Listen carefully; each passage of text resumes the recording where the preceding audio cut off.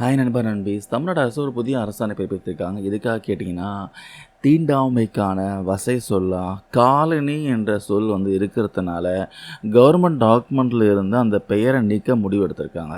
அது மட்டும் இல்லாமல் சாலைகள், தெருக்கள் பெயர்களில் உள்ள ஜாதி பெயர்களும் நீக்கப்பட்டு தமிழ்நாடு அரசு இப்போ அரசாணை பிறப்பித்திருக்காங்க.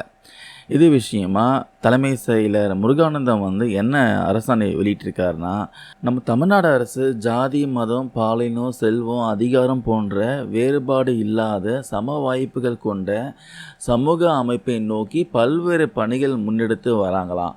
அந்த வகையில் ஆதிக்கத்தின் அடையாளமாகவும் தீண்டாமைக்கான குறியீடாகவும் வசை சொல்லாகவும் மாறி இருக்கிறதுனால காலனி என்ற சொல் பார்த்திங்கன்னா அரசு ஆவணங்களில் இருந்தும் பொது புழக்கத்தில் இருந்தும் நீக்க முடிவெடுத்திருக்காங்க. இது விஷயமா முதலமைச்சர் ஸ்டாலின் பார்த்தீங்கன்னா சட்டசபையில் கடந்த ஏப்ரல் 29 அனௌன்ஸ் பண்ணியிருக்காரு. அதை ஃபாலோ பண்ணி தலைமை செயலர் தலைமையில் குடியிருப்புகள், தெருக்கள், சாலைகள், நீர்நிலைகள் உள்ளிட்டவற்றில் ஜாதி பெயர்களை நீக்கிறது, மறுபெயரிடறது இதெல்லாம் ஏப்ரல் 1 மற்றும் மே 19 ஆய்வுக் கூட்டம் நடத்தப்பட்டு முக்கிய முடிவுகள்லாம் எடுத்திருக்காங்க.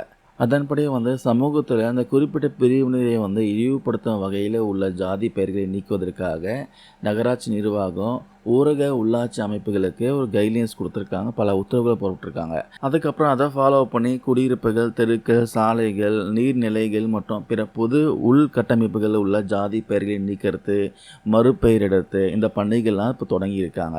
இவற்றை வருவாய் நிர்வாக ஆணையர், சென்னை மாநகராட்சி கமிஷனர், நகராட்சி நிர்வாக இயக்குனர், பேரூராட்சிகளுடைய இயக்குனர், ஊரக வளர்ச்சி மற்றும் ஊராட்சித்துறை ஆணையர்கள்லாம் இதெல்லாம் குறிப்பிட்ட காலத்துக்குள்ளே ப்ராப்பராக செயல்படுத்த சொல்லி உத்தரவு போட்டிருக்காங்க.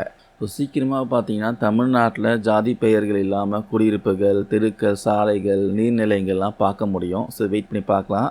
தமிழ்நாடு அரசோடைய இந்த முடிவு குறித்து உங்களுக்கு கருத்துக்கள் ஏதாவது இருந்தால் கமெண்ட்ஸ் கமெண்ட் பண்ணுங்கள். தேங்க்யூ நண்பர் நண்பீஸ்.